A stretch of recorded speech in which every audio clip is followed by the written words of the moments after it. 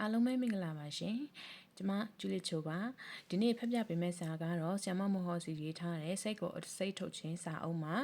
ခေါင်းစဉ်၄ခုကိုဖတ်ပြပါမယ်ရှင်နံပါတ်1တစ်ပင်ဆိုင်ပါနံပါတ်2တိတ်ဆိတ်သောအချိန် quiet time နံပါတ်3ရုပ်နဲ့စိတ်ရဲ့ဆက်သွယ်ချက် emotional connection တယောက်တည်းပင်မဲ့အထီးမကျန်ပါဆိုတဲ့ခေါင်းစဉ်၄ခုကိုဖတ်ပြပါမယ်ရှင်နံပါတ်1တစ်ပင်ဆိုင်ပါလွန်ခဲ့တဲ့၄နှစ်လောက်တုန်းကနာမည်ကြီးဆက်သွယ်ရေးကုမ္ပဏီတစ်ခုဟာအင်တာနက်ဆက်သွယ်ရေးတာဝါတိုင်းတွေထောင်ဖို့ကျမတို့အိမ်ကိုမလောက်စရာငွေကြေးပမာဏတစ်ခုပေးပြီးတော့ကန်လန်းခဲ့ပါတယ်။ကျမတို့အိမ်ကအတော်ကျဲတဲ့ခေါင်မိုး rooftop ရှိပါတယ်။ဒီခေါင်မိုးပေါ်မှာကျမတို့အိတ်ခံပွဲတွေဘာတွေလုပ်ကြတယ်။ဖះကိုမြင်တာကြောင့်တစ်ခါခေါင်မိုးပေါ်တက်ပြီးဖះရှိခိုးတယ်။အခုနောက်ပိုင်းမှာတော့မိုးတွေရွှဲနေအောင်ရွာထားတဲ့အချိန်တွေကလွဲလို့ညနေတိုင်းခေါင်မိုးပေါ်တက်တယ်။လမ်းလျှောက်တယ်တိမ်တွေကိုကြည့်တယ်ခွေးလေးတွေနဲ့ဆော့တယ်ဟိုတွေးဒီတွေးတယ်ဒီနေရာလေးဟာကျမအတွက်အသက်ဖြစ်လာတယ်ဒီတာဝါတိုင်းထားမှုကိစ္စဖြစ်လာတော့ကလက်ခံလိုက်ဖို့ကိုစဉ်းစားမိခဲ့သေးတယ်ကုမ္ပဏီကလူတွေအိမ်ကိုလာကြည့်ပြီးဟိုနားကိုထိုးဖောက်ဒီနားကိုအမတ်မတ်သွားစီကံမရှိတာဝန်မသိသူများပိုင်ဆိုင်သောနေထိုင်သောအိမ်ရဲ့လို့လေးစားမှုမရှိတဲ့လောက်ရက်တွေကြောင့်ကျမစိတ်ဆိုးပြီးစာချုပ်ချုပ်ခါနေကြမှညှင်းပယ်ခဲ့တယ်အခုတော့ကိုယ့်ရဲ့ exam တက်တောင်းတက်တာရှိတဲ့နေရာထိုင်ခင်းလေးတစ်ခုကိုငွေနဲ့ရောင်းမစားမိခဲ့တာကိုပဲကံကောင်းလိုက်တာလို့တွေးရင်ကျေးဇူးတင်နေမိခဲ့ပါတယ်။ရုပ်ပိုင်းဆိုင်ရာပတ်ဝန်းကျင်ဆိုင်ရာအခြေအနေတွေဟာကျမတို့ရဲ့စိတ်ကိုပြောင်းလဲသွားဖို့အများကြီးအထောက်အကူပြုတယ်။အမြဲနေထိုင်နေကြအိမ်ထဲထိုင်မနေပဲအနီးအနားမှာရှိတဲ့ပန်းချံလေးတစ်ခုသွားမယ်ပေါ့။လမ်းကလေးတစ်ခုမှာလမ်းလျှောက်မယ်ပေါ့။တချို့နေရာလေးတွေမှာတဘာဝအတိုင်းသူ့အလိုလိုလှပနေတဲ့လမ်းကလေးတွေရှိတတ်ကြတယ်။ဘေးနှစ်ဖက်လုံးမှာတစ်ပင်တွေ၊နယ်ပင်တွေအလေးကျပေါက်ပင်လေးတွေနဲ့လမ်းကြီးတော့လဲမြင်းဒီလမ်းကလေးသူ့အလိုလိုစိတ်များလှပတဲ့စိတ်ငြင်းချမ်းမှုကလေးရှိနေတယ်။ကျမတို့အိမ်နားမှာဆိုရင်ရေကန်တကန်ရှိတယ်။ကံပတ်လမ်းကလေးတွေဟာတတရရဖြောင်းဖြောင်းဖြူဖြူကလေးရှိတယ်။တခါတလေအဲ့ဒီရေကန်ဘေးကလမ်းကလေးမှာလမ်းသွားလျှောက်တယ်။အိမ်နေရအလုံးနေရပတ်ဝန်းကျင်ကဒီလိုတာယာနေတဲ့နေရာမျိုးလေးတွေကိုအညောင်းပြအညာပြေလမ်းလျှောက်ရင်ငှက်ကလေးတွေကိုအစာသွားကျွေးမယ်။ထိုင်လို့ရတဲ့တစ်ပင်အောက်ကလေးလိုရေကန်ကန်းဆက်ကလေးလိုမြက်ခင်းလေးလိုမျိုးရှိရင်ခဏထိုင်ပြီးဟိုတွေးဒီတွေးလုပ်မယ်။တချင်းကလေးတစ်ပုတ်နားထောင်မယ်တရားမှတ်မယ်လေတိုးတန်ငှက်ကလေးတွေကိုနားထောင်မယ်။မိုးနှံလေးတွေကိုရှူရှိုက်မယ်တိမ်တွေကိုကြည့်မယ်တကယ်တော့ကမ္ဘာလောကကြီးဟာသူ့အလိုလိုတာယာနေခဲ့ပြီးသားပါသူရဲ့အလားပါလေးတွေကိုခန်းစားဖို့ဆိုတာငွေကြေးတွေအများအများကုန်ကြခံကြမလိုပါဘူးခန်းစားတတ်တဲ့နှလုံးသားရှိဖို့ပဲလိုပါတယ်ကျမညီမလေးတယောက်ဆိုရင်တက္ကသိုလ်ရိပ်သာလမ်းမှာနေတဲ့သူ့အိမ်နာမှာနာမည်ကျော်တထုံလမ်းတို့အင်အားလမ်းတို့စကိုင်းလမ်းတို့အဓိပတိလမ်းတို့ရှိတယ်ဗတောက်တွေပွင့်ချိန်ဆိုတထုံလမ်းဟာတိတ်ကိုလှပလို့အဓိပတိလမ်းဟာဆိုရင်ကန့်ကော်ပန်းရန်နှန်းတွေနဲ့မွေးပြန်လို့ညတိုင်းညမွေပန်းရန်နှန်းတွေတင်းပြတ်နေတာကအင်အားလမ်းဒါတောင်ဒီလမ်းတွေကိုသူလုံးဝမလျှောက်ဘူးအိမ်ထဲမှာထိုင်နေပြီးဖုန်းထဲမှာစစ်တွေတိုက်နေတယ်တကယ်တော့ဒီတဘာဝတရားအလားပါတွေကိုလူတွေခံစားစေချင်တာပါဘသူကိုမဆိုခံစားစေချင်တာပါဒါတွေအဖိုးတတ်တယ်လို့စိတ်ရဲ့အကြည်ဓာတ်ကိုလည်းဖြစ်ပေါ်နိုင်စီလို့ပါအခုတလောပတ်ဝန်းကျင်မှာလူတွေကကြိတ်နေတတ်မှုတွေတမျိုးပြောင်းလာကြတာကိုသတိထားမိရရှိပါတယ်တစ်ပင်ပန်းပင်ကလေးတွေကိုစိတ်ဝင်စားရှိလာကြတယ်စိတ်ပြိုးကြတယ်ဆူဆောင်းလာကြတယ်အဲ့ဒီထဲမှာကျမကိုယ်တိုင်တောင်ပါပါသေးတယ်ကိုဗစ်မတိုင်ခင်တုန်းကလက်ဆောင်ရတဲ့ညမွေပန်းပင်ကလေးဟာဆိုရင်အခုဆိုပွင့်ပစပြုနေပါပြီအဓိကတော့အိမ်ထဲမှာနေလိုက်ရတဲ့အချိန်တွေမှာလူတိုင်းဟာမွန်းကျက်မှုတွေအနေအများမဆိုရှိလာကြတယ်ခရီးတွေသွားခဲ့တုန်းကတွေးမြင်ခဲ့ဘူးသမျှတဘာဝအလားအပပတ်ဝန်းကျင်မြင်ကွင်းတွေကိုတတိရတန်တမမောလာကြပါတယ်အဲ့ဒီအခါကိုယ့်ရဲ့အနီးဆုံးမှာထိတွေ့ခံစားလို့ရတဲ့တစ်ပင်လေးတွေအရွက်စိမ်းကလေးတွေကိုသဘောကျလာတယ်အာယုံရောက်လာကြတယ်တဘာဝနဲ့ထိစပ်မှု connection with the nature ကိုတန်ဖိုးထားတက်လာကြပါတယ်အချင်းချင်းဝေမျှရင်းနဲ့အကြည်ဓာတ်တွေကူးဆက်ကုန်ကြတယ်။သူလည်းအပင်လေးတွေစိုက်တယ်ငါလည်းအပင်လေးတွေစိုက်မယ်ဆိုပြီးအကြည်ဓာတ်ကလေးပါတဲ့စိတ်ကလေးဖြစ်လာတယ်။တစ်ပင်လေးတွေအကြောင်းဝေမျှကြတာကျေးဇူးတင်ပါတယ်။သူတို့တွေဟာချစ်စရာကောင်းတဲ့အစိတ်အတောင်မရှိဘူး။တစ်ပင်လေးတွေကိုစိုက်ပျိုးပေးနေကြသူတိုင်းဟာကျမတို့ကဘာကြီးဆက်လက်ရှင်သန်ဆင်းဆုနေဖို့အတွက်အောက်ဆီဂျင်စက်ရုံတွေတည်ထားပေးနေတာတွေနဲ့တူပါပဲတက်လုံးစိတ်ချမ်းသာစေခြင်းနဲ့ဆိုရင်တော့တစ်ပင်စိုက်ပါစိတ်အကြည်ဓာတ်လေးတွေဖြစ်ပေါ်ဖို့တဘာဝပတ်ဝန်းကျင်ကိုချစ်မြတ်လို့ပါ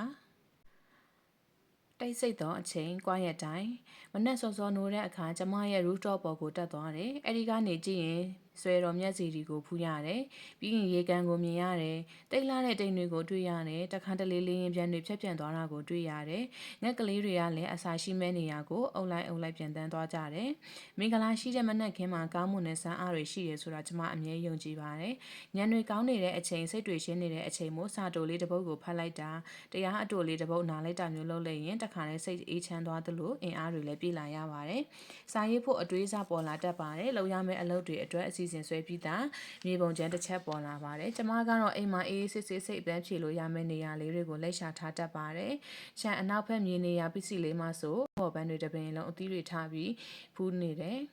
ကျမတို့အိမ်ကောင်းရင်းမှမို့လို့တည်င်းပေါက်ကိုဖွင့်လိုက်တိုင်းကန်းကော်ပန်းရနံ့တွေရတယ်ပွင့်တဲ့အပွင့်ကလည်းအခေါင်အဖျားတက်ပွင့်နေကြတယ်ပြီးရင်ခေါင်မိုးပေါ်တက်ဝရန်နာလေးမှာတရက်ပင်ကအကိုင်းတွေတိုးဝင်ပြီးတရက်ဖူးတွေဖူးနေကြတယ်အဲ့ဒီအပင်ကိုချစ်စရာကောင်းတဲ့ငှက်ဝါတုတ်လေးတွေလာကြတယ်စကားတွေများလိုက်ကြတာဆိုတာဆွညံ့နေတာပဲပျော်ရွှင်မြူးထူးနေတာပါပဲဒီနားမှာစာရေးစာဖတ်တရားမဲ့ဖို့နေရာလေးတွေလည်းအိမ်မှာရှိတဲ့တစ်တူတစ္ဆာလေးတွေနဲ့လှုပ်ထားသေးတယ်အပြင်မှာအလုပ်တွေများပြီးဘလောက်စိတ်တွေရှုပ်လာညနေအိမ်ပြန်ရောက်လို့ခွေးကလေးတွေနဲ့အဲ့ဒီနေရာလေးတွေမှာသွားထိတ်မယ်လို့စိတ်ကူးလိုက်ရင်အမောကိုပြေးသွားတာပဲအိမ်ရှိကဘလောက်ပင်အောက်မှာလဲထိုင်ခုံတခုံရှိတယ်တန်ကြီးတောင်တက်နေပြီးဒါပေမဲ့ထိုင်ပြီးရင်တော့ပြန်မထချင်တော့ဘူးကျမအတွက်တော့အကမအကောင်ဆုံးထိန်ကုန်ပဲအိတ်တောင်ပြောသွားတတ်ပါတယ်အဲ့ဒီနေရာကညနေဆောင်ရင်တော့ချင်းကြိုက်တယ်နေ့လည်နေ့ခင်းဆိုရင်တော့လမ်းထဲမောင်းနေကြတဲ့မော်တော်ဆိုင်ကယ်တန်တွေလည်းတိတ်မကြားရတော့ပဲတိတ်စစ်ပဲလိပ်ပြတွေလည်းအများကြီးလာတယ်ညဘက်ဆိုဒီပတောက်ပင်ကအကိုင်းတွေမှာသူတို့ကအတောင်လေးတွေစုထောင်ပြီးတော့မှအိတ်ကြတယ်ကျမတို့အိမ်မှာလူတွေအများကြီးမရှိပေမဲ့အတန်တွေကတော့တိတ်ဆူညံတယ်ကျမအမေရောကျမယောက်ျားရော TV အရန်ကြိုက်ကြတယ်တစ်ချိန်လုံးဖွင့်ထားတာပဲအမေက TV မကြည့်လဲဖွင့်ထားတယ်အဲ့ဒီအပြင်ဖုန်းထဲကသတင်းတွေတချင်းတွေဟင်းချက်နီးတွေပါဖွင့်ထားတော့အတန်တွေကနှမျိုးပေါင်းနှစ်ထပ်ကွမ်းပဲညဘက်အမေအခန်းထဲသွားလိုက်ရင်ကိုရီးယားတန်တရုတ်တန်တွေနဲ့ TV ဖွင့်နေပြန်ရောကျမယောက်ျား TV ကြည့်နေတဲ့နေရာကြပြန်တော့ဒင်းနဲ့ပြစ်ခတ်နေကြပြန်ရော TV ရက်တဲ့အခါ YouTube ကိုတစ်ခါကလိနေပြန်ရောကျမမောင်လေးကလည်းအိမ်မှာငါးတွေမွေးထားတာအဲကမ်းမှာတဲ့ငါးကန်ကြီးနှစ်ကန်ထမင်းစားခန်းမှာငါးကန်တစ်ကန်အကုန်လုံးအောက်ဆီဂျင်ပိတ်တွေရေစစ်ဖေးတာတွေနဲ့ရေတွေလည်းပဲစီးဆင်းနေတာတွေများရေတကွန်နာသွားထိန်နေရတယ်လို့ပဲတဝုံဝုံနဲ့ပိတ်ပြစ်တော်ရဲ့ငါးတွေကဟာစီနဲ့တည်တော့မလို့ရုပ်တွေဖြစ်လို့သူတို့ကိုအားနာရတယ်လေသူညံတန်တွေဟာအကြီးအကျယ်စိတ်နှောက်ကြည့်ချုပ်ထွေးမှုကိုဖြစ်စေနိုင်ပါတယ်။ရင်းနေချိန်မှာတော့ငိုချင်နေပါတယ်နော်။မိသားစုထဲမှာရုပ်ဝတ္ထုပစ္စည်းတွေအပေါ်ညှိတွယ်မှုတွေအများများနေကြတယ်။ညနေဘက်တိမ်တွေဟာတောင်းနေကြတယ်လာကြည့်ပါအောင်ဒီညလာသားတယ်လာတက်ကြည့်ပါအောင်ဆိုရင်ကိုကပဲစပြောရတယ်မိသားစုခေါမိုးမှာအတူထိုင်ချင်းလို့ခုံလေးဝယ်ထားတယ်ခုံသာဆွေးသွားတယ်တခါမှကိုမထိုင်လိုက်ရဘူးအမေအပြစ်မှာလမ်းလျှောက်ပါအောင်ဆိုရင်10မိနစ်ကအလွန်ဆုံးပဲမောင်လေးလည်းအိမ်ခေါမိုးပေါ်တက်လာရင်လက်ထဲမှာဖုန်းကားပါလာတာပဲကျမကိုဖုန်းဆက်ကြသူတွေတချို့ကဖုန်းမကင်ဘူးလို့ပြောတတ်ကြပါတယ်ဘယ်ကိမလဲဖုန်းကတစ်နေ့ကိုနာရီတော်တော်များများအတန်ပိတ်ထားလို့ပဲဖြစ်ပါတယ်အတွင်းရောအပြင်ရောစူညံရှုပ်ထွေးနေတဲ့လောကကြီးထဲမှာတိတ်ဆိတ်ငြိမ်းချမ်းမှုဆိုတာတမင်တကာလိုက်ရှာလို့ရတဲ့တန်မိုးကြီးအရာတစ်ခုဖြစ်နေခဲ့ပါပြီ။နောက်ဆုံးကျမကိုနေလို့ကောင်းမဲ့နေရာလေးကိုပဲကိုဘာသာကိုဖန်တီးရှာကြံနေလိုက်ပါတော့တယ်။ခွေးလေး3ကောင်နဲ့ကျမကတဖွဲနေကြပါတယ်။ကျမတို့ကတဘာဝတရားကိုချစ်တယ်။မြေကြီးပေါ်ထိုင်ခြင်းနဲ့အပြင်ထွက်ပြေးခြင်းနဲ့လက်ပြလေးတွေငှက်ကလေးတွေကိုကြည့်ရတာကြိုက်တယ်။တဘာဝတရားမှာကမယုံနိုင်စရာကောင်းလောက်အောင်ဆွမ်းအားတွေရှိပါတယ်။တစ်ပင်တွေတက်တော်တွေတောင်တန်းတွေပင်လယ်တွေဟာလပလုံးတလောက်ခွန်အားလဲကြီးမားကြပါတယ်။ကျမကတော့တဘာဝပတ်ဝန်းကျင်ကိုချစ်မြတ်နိုးတက်တဲ့သူတွေထဲပါတဲ့သူဖြစ်ပါတယ်။မြက်ခင်းတွေစိမ့်နေတဲ့နေရာမျိုးကိုရောက်ရင်ခြေထောက်ကလေးနဲ့ထိကပ်ထားလိုက်မိတာပါပဲ။တနေ့တာအမောအပန်းတွေပြေပြောင်းချင်နေဆိုရင်တဘာဝတရားနဲ့နီးကပ်စွာနေပေးပါ။အဲကွန်းကထွက်တဲ့လေနဲ့ရေကန်နားကဖြတ်လာတဲ့လေဟာစိမ့်ဆိုလမ်းမြမှုချင်းမရှိပါဘူး။လမ်းလျှောက်ဆက်ပေါ်ပြေးနေတာတဲ့အပြင်မှာလမ်းထွက်လျှောက်တာပို့ပြီးစိတ်ဝင်စားစရာကောင်းပါတယ်။အပြင်ကိုခဏထွက်ပါဖုန်းကိုကြည့်နေတာတဲ့အပြင်ကလူတွေကိုကြည့်ပါစကားပြောပါဆက်သွယ်ပါတနေရာရောက်ရင်ဓာတ်ပုံတွေအများကြီးချောက်ရိုက်နေတာတဲ့တဘာဝအလားကိုခန်းစားပါလမ်းဘေးမှာအလေးကျပေါက်နေတဲ့ပန်းကလေးတွေရဲ့လှပမှုကစလို့လောကရဲ့အလားတွေဖြစ်နေတဲ့နေရာတွေရေရောင်တွေတိမ်တွေကောင်းကင်တွေတဝကြီးကြည့်ရှုခံစားလိုက်ပါတာယာတဲ့နေရာလေးတွေတွေ့ရင်လူတိုင်းစိတ်ထဲမှာပျော်ရွှင်အေးချမ်းသွားကြတာသတိထားမိမှာပဲကျမကတော့ဘယ်ရောက်အဆင်ပြေမဲ့နေရာလေးမှာခဏထိုင်ပြီးဝင်လေထွက်လေမှတ်လိုက်ပါတယ်စိတ်ရဆွမ်းအားကိုတိုးမြင့်ချင်တယ်ဆိုရင်တယောက်တည်းတိတ်ဆိတ်စွာနေနိုင်မဲ့နေရာလေးတွေကိုအိမ်နဲ့ဝန်းကျင်မှာရှာဖွေထားပါအိမ်မှာမရနိုင်ပါဘူးဆိုရင်ပန်းချံလေးတစ်ခုမှဖြစ်သွားထိုင်နေလိုက်ပါဒီအတွက်ငွေကုန်ကြေးကြအများကြီးခန့်ကြမလို့ပါဘူးလှုပ်ဖြစ်အောင်လုပ်လိုက်ဖို့ပဲလိုပါတယ်မန်တဲတက်တော့လုပ်တဲ့နေရာမှာ quiet time ဆိုတာလူတိုင်းလိုအပ်ပါတယ် ငင်းသက်တိတ်ဆိတ်ခြင်းရဲ့ဆက်ရဲ့အဆုံးမဲ့သောစွမ်းအားများကိုရှာဖွေခံစားနိုင်ကြပါစေ။ရုပ်နဲ့ဆက်ရဲ့ဆက်သွယ်ချက်ပြောရမယ်ဆိုရင်ကျမဟာအဝတ်အစားတော်တော်မတ်မောတဲ့သူပါပဲ။အဝတ်တွေလည်းမကြာခဏဝယ်လေးရှိတယ်။ချုပ်လဲချုပ်တယ်။စိတ်ညစ်ရင်အဝတ်ဝယ်တာပဲ။ online ကနေဝယ်လို့ရတယ်။ပြီးရောကျမစိတ်သိမ့်မပြောဘူးဆိုရင်အဝတ်တွေရှောက်မှပြစ်လိုက်ပြီးလက်မလေးနဲ့ဖုန်းစခရင်ကိုပုတ်ဆွဲကြည့်ရင်ကြိုက်တဲ့ပုံတွေ့ရင်စခရင်ရှူရိုက်ထားလိုက် save လုပ်ထားလိုက်နဲ့အဲ့ဒီလိုလုပ်ရတာကိုပျော်နေတော့တာ။အဝတ်ဗီဒီယိုကိုရှင်းထုတ်လိုက်ရင်သူများတွေပြန်ပေးဖို့အထောက်ကြီးအထုံးငယ်နဲ့ထွက်လာတာပါပဲ။အဲ့အောစရာကောင်းတာကတချို့အဝတ်တရားဝယ်ပြီးကြတာကျမတခါမှကိုမဝတ်ရသေးဘူး။တချို့အဝတ်တွေဆိုမေးတောင်မေးနေပြီ။တချို့အဝတ်တွေကချုပ်ပြီးမှမကြိုက်တော့ဘူး။အဆင်မပြေတော့ဘူး။အခုနောက်ပိုင်းမှာတခုတတိထားမိလာတာရှိတယ်။တကယ်တော့အဝတ်အသစ်တွေကိုကြိတ်လို့ဝယ်တာပဲဖြစ်ဖြစ်ပျော်လို့ဝယ်တာပဲဖြစ်ဖြစ်လက်ထဲရောက်လာပြီဆိုရင် emotional connection လို့ခေါ်တဲ့စိတ်ပိုင်းဆိုင်ရာဆက်သွယ်မှုကရှိမှမရှိတော့တာ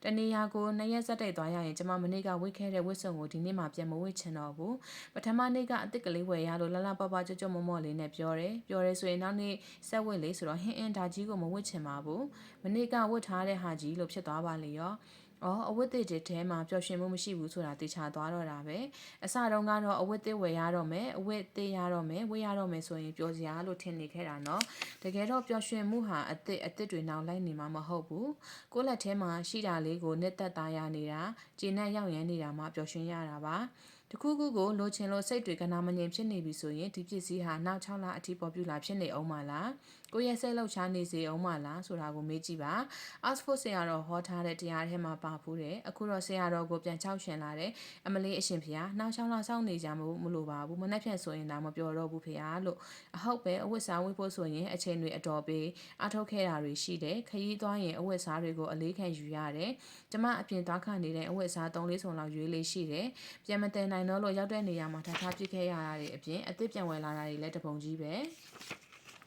အပြည့်သွားခနေတဲ့ပြီးတော့ဖွင့်ပြီး3ဆောင်လောက်လဲပြီးတော့မှကိစ္စပြီးတော့တာဒီဟာကပူးတယ်ဒီဟာကပိတ်ထွက်နေတယ်ဒီဟာကပါတယ်စသဖြင့်အမျိုးစုံပဲရေလဲရေရတယ်နောက်ဆုံးကျတော့စိတ်တွေချုံလာပြီးအပွားဆုံးအေးဆုံးဟာကိုဝစ်ပြီးထွက်လာရောပြီးရင်စိတ်ညစ်ပြီ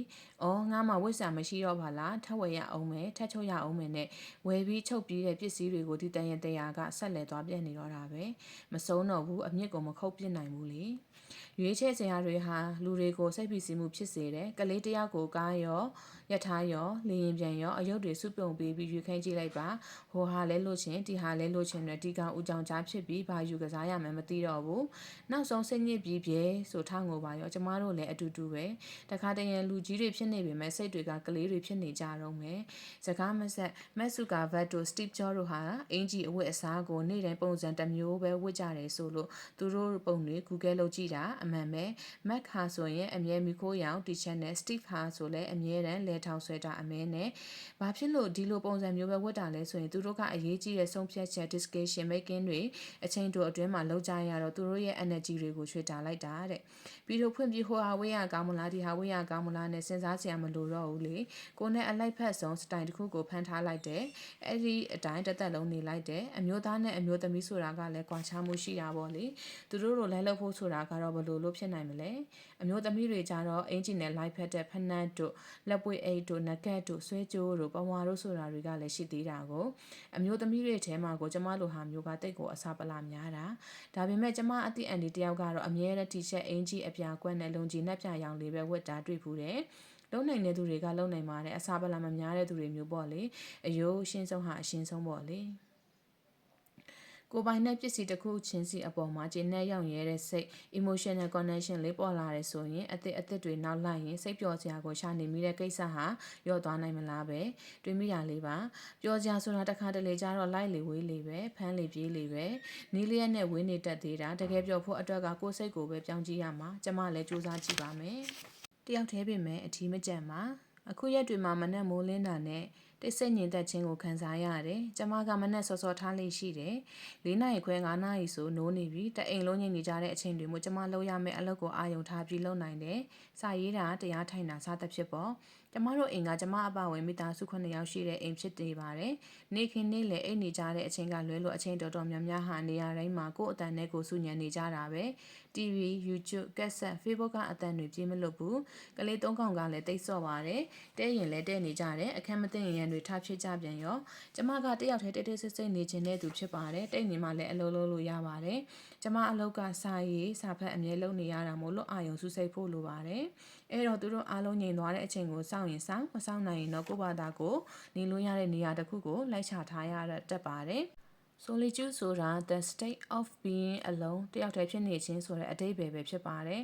။ဒါပေမဲ့တယောက်တည်းဖြစ်တာအထီးကျန်နေတာမဟုတ်ပါဘူး။အထီးကျန်တဲ့ loneliness ဆိုတဲ့သဘောက negative feeling တစ်ခုပါပါတယ်။အထီးကျန်တဲ့သူဟာဘေးမှာလူတွေအများကြီးဝိနေလဲစိတ်ထဲမှာလက်ဟာမှုတွေကွက်လက်တွေအပြည့်နဲ့တယောက်တည်းပါလားလို့ခံစားနေရတာမျိုးပဲ။ Solitude တယောက်တည်းနေရဆိုတာကတော့ကိုယ့်ဘာသာကိုအေးအေးဆေးဆေးအပူပင်မရှိတဲ့ဘဝကိုရွေးချယ်ထားရဆိုတဲ့သဘောဖြစ်ပါတယ်။သူ့မှာက positive feeling အပြုသဘောဆောင်တဲ့ခံစားချက်မျိုးပါတယ်။ဒါကြောင့်သူကို solitude is the state of being alone without being lonely လို့ထပ်ဖြည့်နိုင်ပါတယ်။တယောက်တည်းပင်မဲ့အထီးမကျန်ဘူးကောလက်တွေလက်ဟာမနေဘူးစိတ်အတွင်းမှာပြည့်စုံတဲ့ inner peace ဖြစ်နေတဲ့စိတ်ငြိမ်းအေးချမ်းသာယာမှုကိုရှိတယ်။လူတွေဟာတဘာဝအရာတော့အစုပေါင်းနဲ့နေတတ်တဲ့သူတွေဖြစ်ပါတယ်။ဒါပေမဲ့တစ်ခါတလေမှာတယောက်တည်းနေတတ်ဖို့လည်းလိုပါတယ်။တယောက်တည်းနေတတ်တဲ့အချိန်လေးတွေကိုလေ့ကျင့်ပြီးယူသင့်ပါတယ်။ဘာလို့လဲဆိုရင်တယောက်တည်းနေတဲ့အချိန်တွေဟာစိတ်ပိုင်းဆိုင်ရာကျန်းမာရေး psychological well-being ကိုအထောက်အကူပြုလို့ပါပဲ။စိတ်ကိုပို့ပြီးကြံ့ခိုင်လာစေတယ်ပို့ပြီးပျော်ရွှင်လာတယ်ကျဉ်းနှံ့လာတယ်စိတ်ဖိစီးမှုလျော့လာတယ်စိတ်ဓာတ်ကျဖို့အလားအလာနည်းသွားတယ် less likely to suffer from depressionဒါဟာကိုဘဝဘလောက်ဟန်ချက်နေတယ်လဲ balance ဖြစ်တယ်လဲဆိုတာရှာဖွေနိုင်လာလို့ပဲဖြစ်ပါတယ်တယောက်တည်းနေလိုက်ခြင်းရဲ့အကျိုးကျေးဇူးတွေပါပဲတယောက်တည်းငြိမ်းအေးမှုကိုတရားထင်ခြင်းကနေရှာဖွေတွေ့ရှိနိုင်ပါတယ်တဘာဝလောကကြီးထဲမှာလမ်းလျှောက်တာစာရက်တရွက်ခဲတဲ့တချောင်းနဲ့တနေရာကိုငေးရင်ကို့အကြောင်းကိုတည်တည်ချာချာလေးလေးနက်နက်ပြန်စင်းစာအဲ့ဒီအခါမှာကိုရှာဖွေတွေ့ရှိလာပါလိမ့်မယ်ကို့အတန်ကိုပြန်ကြားရပါလိမ့်မယ်ကိုဘာဖြစ်ချင်တာလဲဘာလုပ်ရမလဲဆိုတာသိဖို့လိုတယ် opportunity to discover yourself and find your own voice ဒါကအရေးကြီးပါတယ်ကို့အကြောင်းကိုအမှန်အတိုင်းသိဖို့ဆိုတာလူတိုင်းမလုပ်နိုင်တဲ့ကိစ္စပါအာယုံစူးစိုက်မှုတွေကောင်းလာမယ်အလုပ်တွေပြီးမြောက်လာမယ်လူတွေနဲ့တိုင်းဝိုင်းပြီးနေရတဲ့အခါသူတို့ကိုဖြည့်ဆည်းပေးနေရတာမျိုးတွေရှိတယ်။သူတို့ဖြည့်လာပေးသမျှကိုလိုချင်မလိုချင်လက်ခံပေးနေရတာမျိုးလည်းရှိတယ်။ဒါကြောင့်ကိုတယောက်တည်းနေဖို့အချိန်မိတိုင်းကိုယူပါ။အဲ့ဒီအချိန်မှာစိတ်ပျော်ရွှင်စရာလေးတွေလုပ်ပါ။အဲ့ဒီယူလိုက်တဲ့အချိန်တွေအတွက်လည်းနောင်တမရပါနဲ့။အထီးကျန်မနေပဲတစ်ခါတလေတယောက်တည်းနေကြည့်ပါ။သိပေးပါသိနေပေးပါတယောက်တည်းနေတဲ့အချိန်မှာကိုယ်စိတ်ကိုသိပေးနေတာကတကယ်အသိအဉာဏ်ကိုဖြစ်ပေါ်စေပါတယ်။အားလုံးကိုကျေးဇူးတင်ပါတယ်ရှင်ကျမနာမည်ကျူးလေးချိုပါအခုလိုဖတ်ပြရတဲ့အတွက်အားလုံးကိုဝမ်းသာပီတိဖြစ်မိပါတယ်အမားများပါခဲ့ရင်လည်းနားလေသိခံပေးပါရှင်ကျမရဲ့ channel လေးကိုလည်း like and subscribe လေးလုပ်ထားပေးကြပါရှင်ပြီးရင်ဘေးက notification လောင်းလေးကိုလည်းနှိပ်ထားပေးပါအောင်နော်